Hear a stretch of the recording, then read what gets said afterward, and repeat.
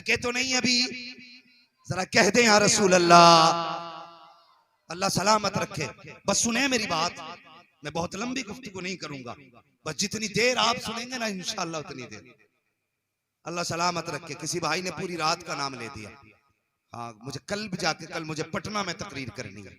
अल्लाह आपको सलामत रखे। बस सुने मेरी बात, मैं अर्ज कर रहा था, रिश्ते सोच समझ के किया करो, देखभाल के किया करो, और किसी का तमाशा ना बनाया करो।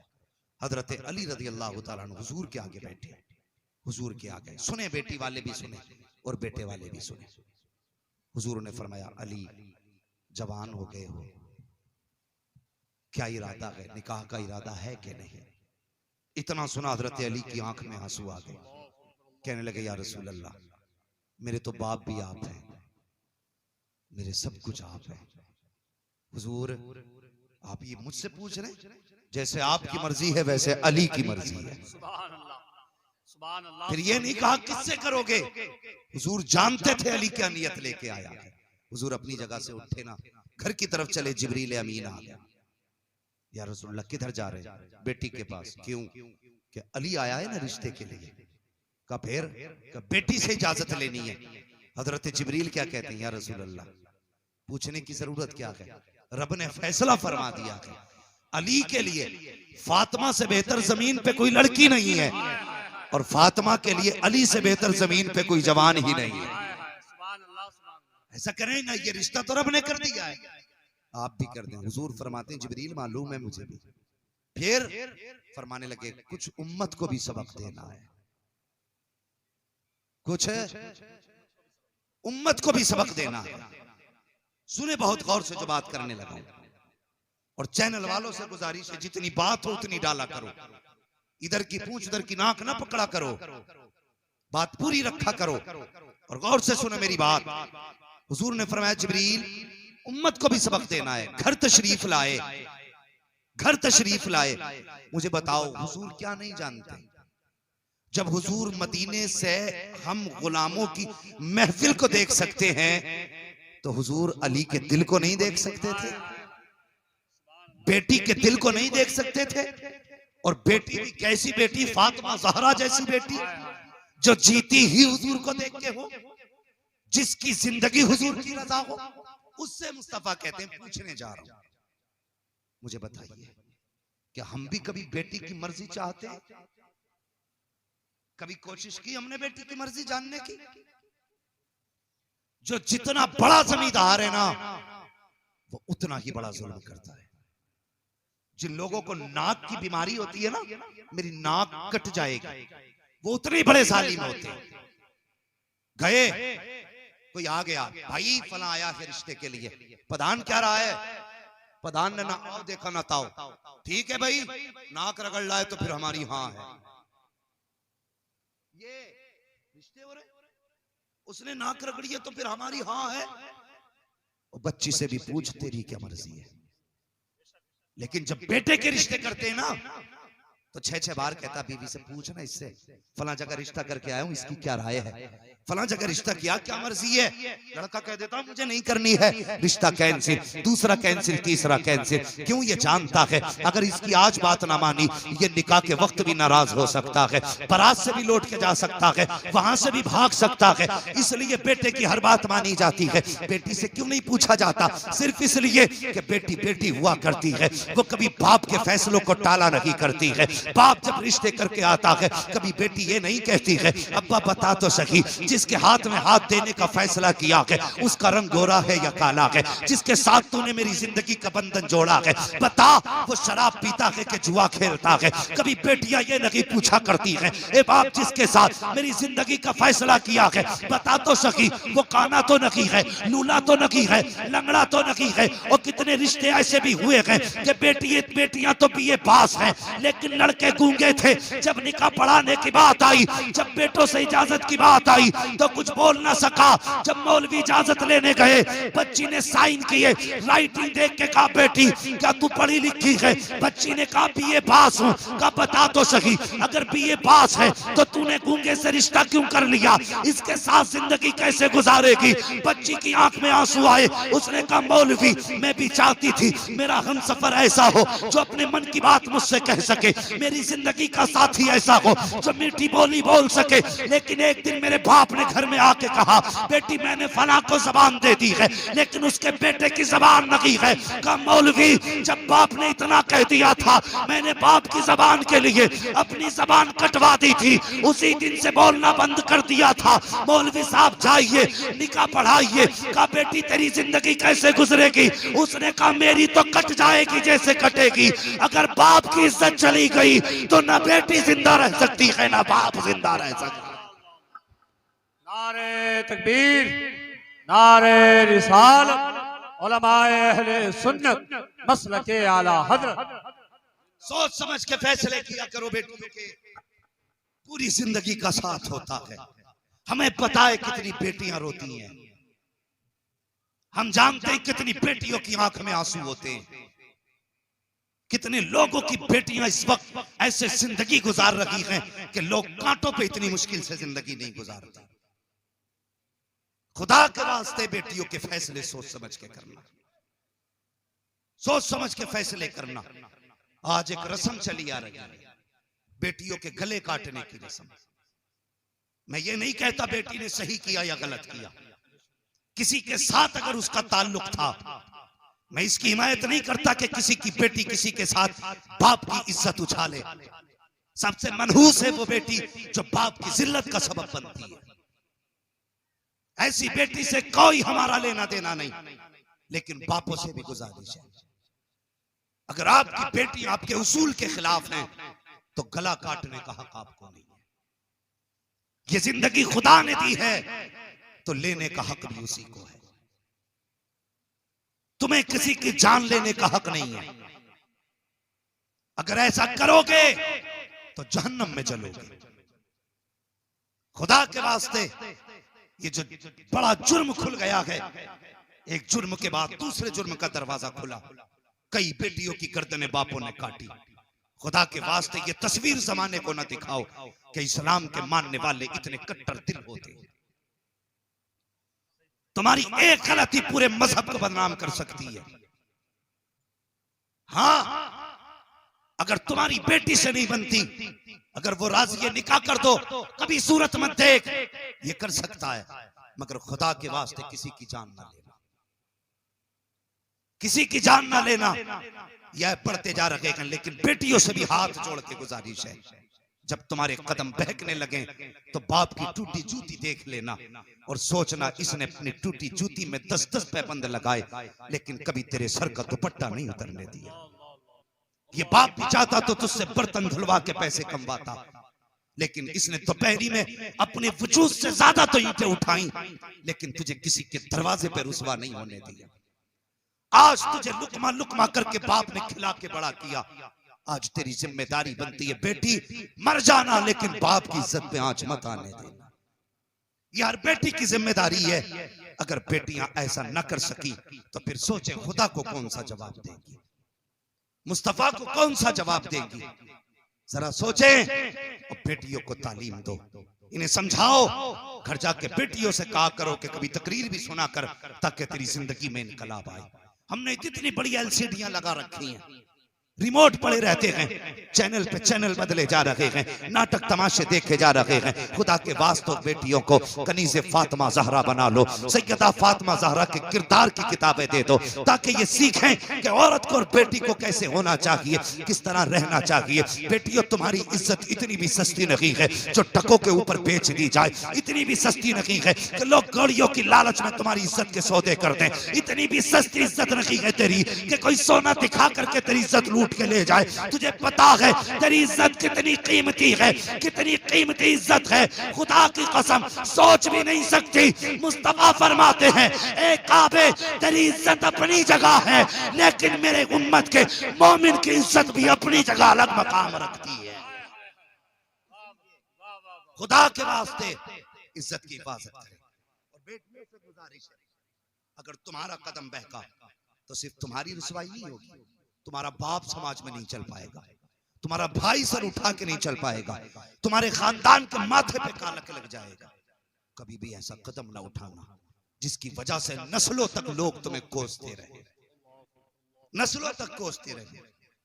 जी क्या हो रहा जी? आज तो कोई बात नहीं, अब तो ये जदीद दौर आ गया।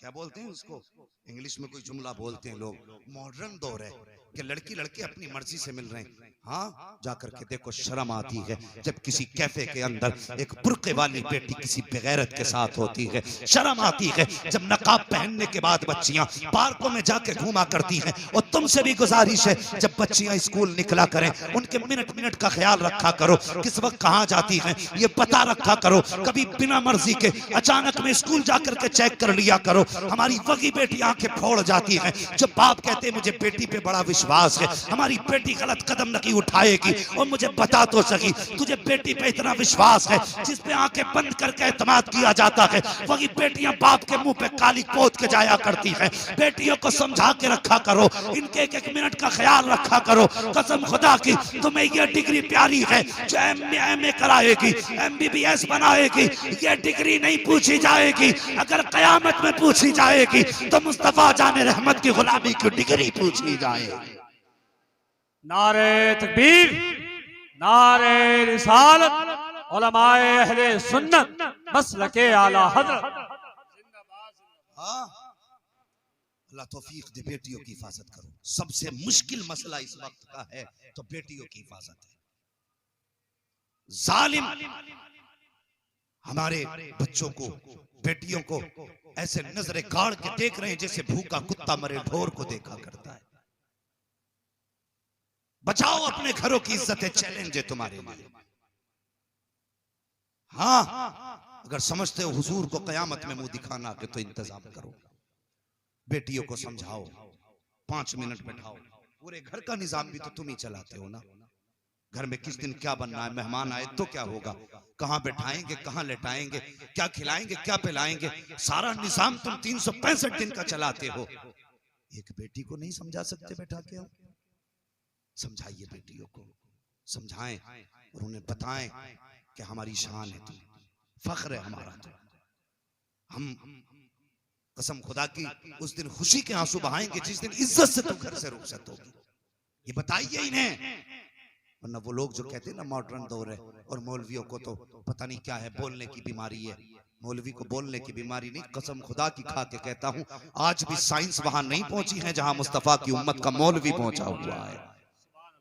हाँ, दावे के साथ कहता हूं, आज भी साइंस वहां नहीं पहुंची जहां हुजूर की उम्मत का आलिम पहुंच गया है।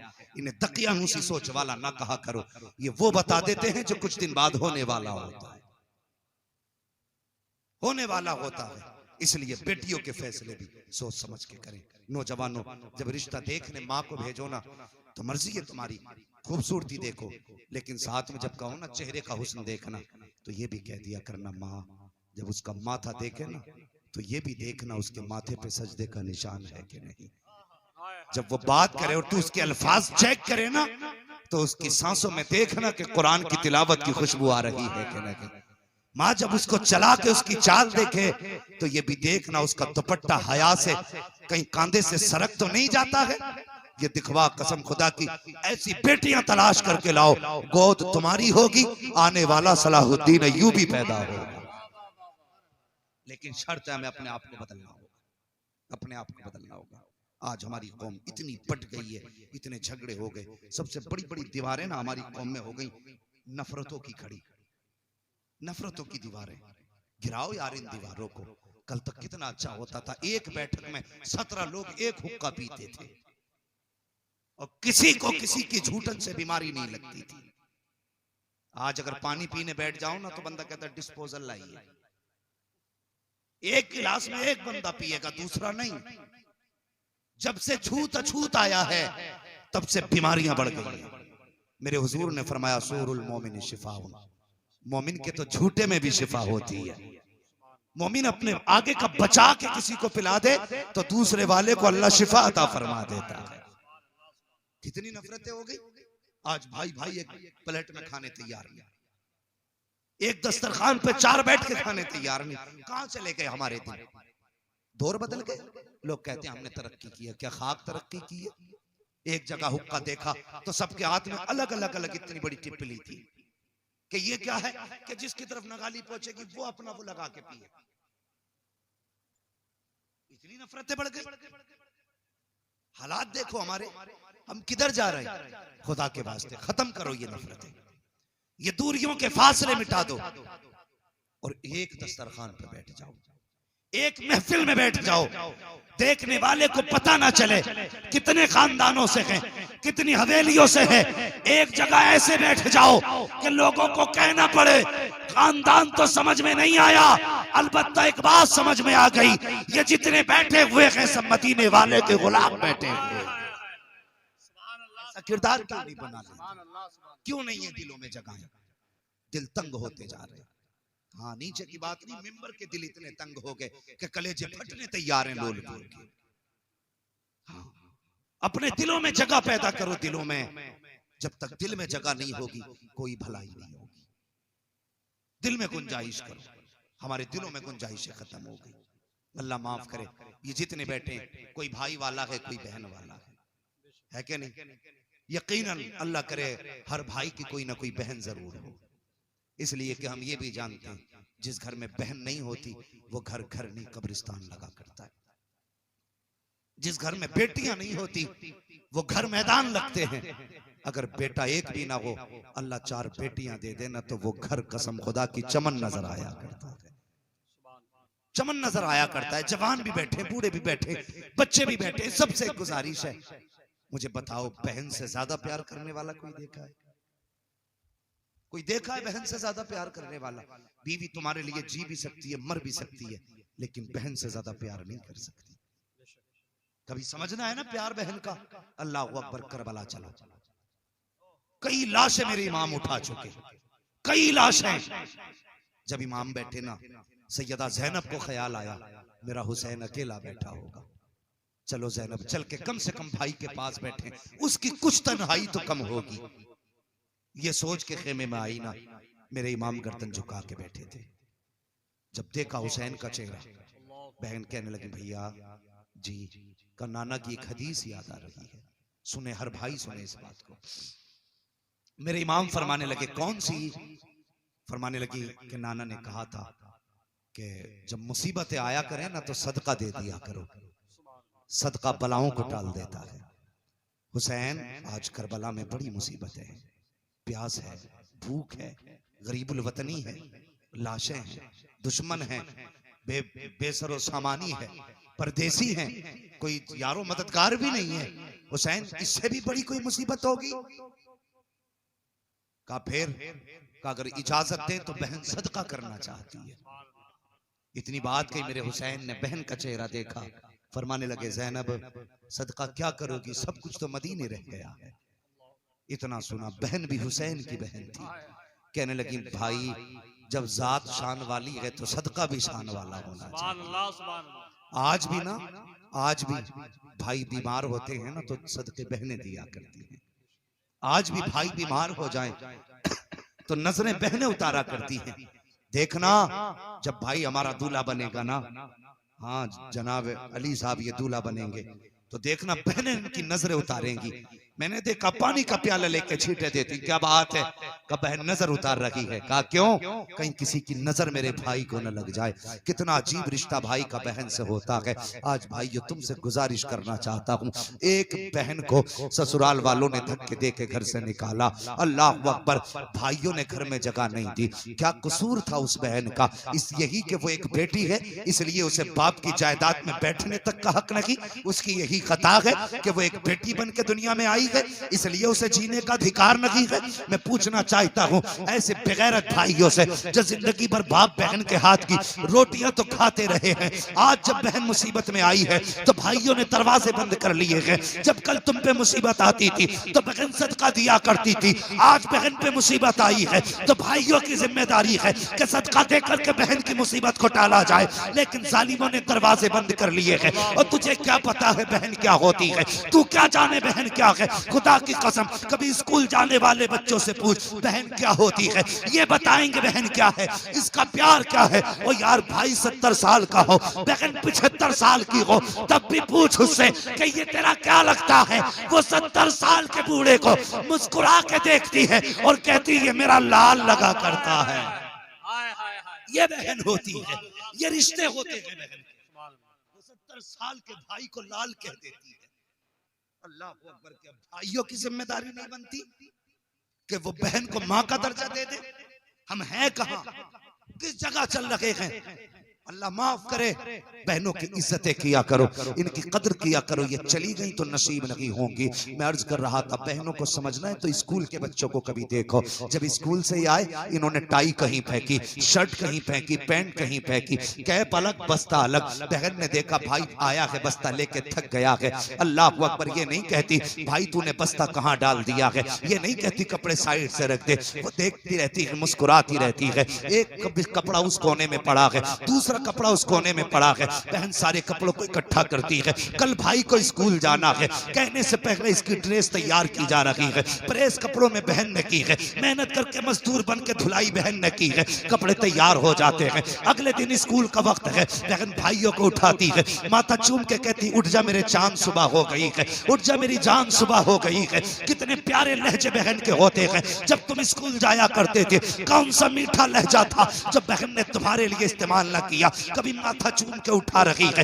कभी हाथ चूम के उठा रही है, कभी पैर के तलवे चूम के उठा रही है। बहन ने उठाया है, तैयार किया है, ड्रेस पहनाई है, भाई तैयार हुआ है। बहन ने टिफिन तैयार करके हाथ में दे दिया। जब टिफिन तैयार करके बहन हाथ में दे चुकी है, बहन बैठ करके भाई के पैरों में अपने हाथ से जूते पहना रही है। और तू हाथ से दुपट्टा नहीं दे सकता, वो तेरे पैर पकड़ के जूते पहना रही है। और जब तूने 2 कदम बढ़ाए ठोकर लगी, तेरे पैर पे मिट्टी लगी, तूने कहा बहन जूता सन गया है। वो अंदर नहीं गई है, न एक पुराना कपड़ा नहीं देखा है, गंदा कपड़ा नहीं देखा। जब तूने कहा जूते पे मिट्टी लग गई है, तेरी बहन ने अपना वो दुपट्टा जो सर की इज्जत भी है, जो सर का वकार भी है, जो बहन की शान भी है, जो बहन की आन भी है, उसी दुपट्टे का कोना पकड़ती है, जूता साफ करना शुरू कर देती है। ये नहीं देखती दुपट्टा मैला होगा कि नहीं, मुस्कुराती रहती है, जूते साफ करती रहती है। कसम खुदा की लहजा बताता है, ए भाई ये तो दुपट्टे की बात है,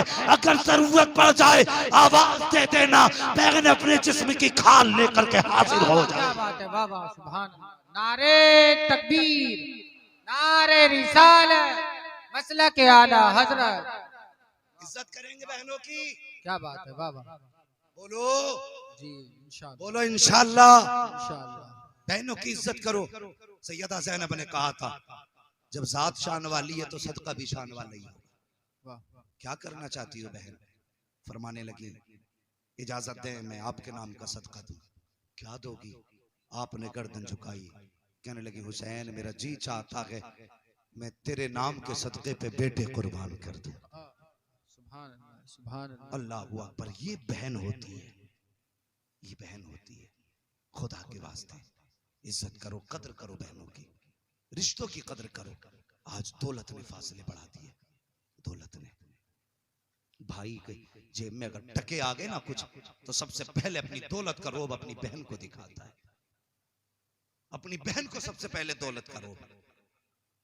बहन कहती भाई किसी दिन आ जाना, अगर तू आएगा तो मेरी इज्जत बढ़ जाएगी कि इसका भाई मास्टर है, इसका भाई कलेक्टर है, आना किसी दिन मेरी इज्जत भी बढ़ा दे। वो तो कुछ और सोच के बुलाती है, लेकिन जब ये जाता है ना तो जाकर के पहले बिस्तर झाड़ता है, औकात दिखाता, औकात अपनी। ये झाड़ के बिस्तर दिखाता है कि तेरे बिस्तर इस लायक नहीं जो तेरा मास्टर भाई इस पे बैठ सके। औकात दिखा रहा है बहन को। वो बहन जब